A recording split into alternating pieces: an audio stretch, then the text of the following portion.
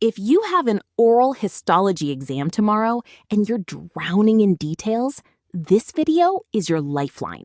In less than 10 minutes, we're going to memorize the entire subject using high-yield mnemonics you'll never forget.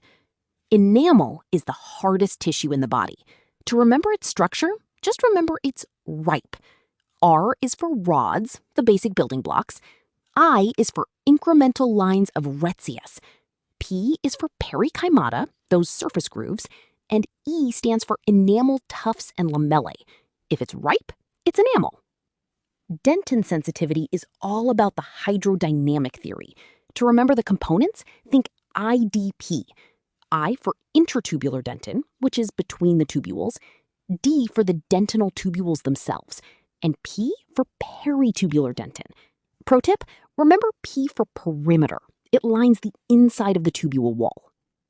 The periodontal ligament fibers keep the tooth in the socket. Use the acronym AHOT.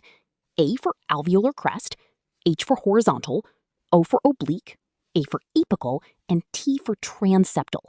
Pay close attention to the oblique fibers. They are the most numerous and act as the main shock absorbers during chewing.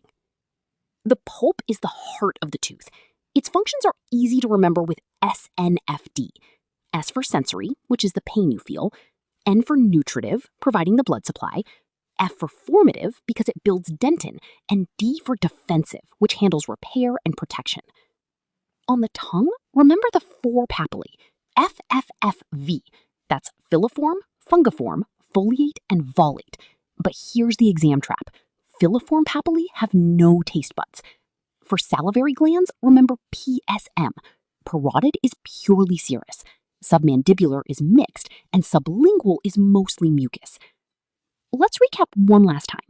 Ripe for enamel, IDP for dentin, AHOT for PDL, and SNFD for pulp. Screenshot the screen and review it 5 minutes before your exam. You've got this. If these mnemonics saved your grade, hit that like button and subscribe for more dental hacks. Comment the word DONE if you want the MCQ practice session next. Good luck on your boards.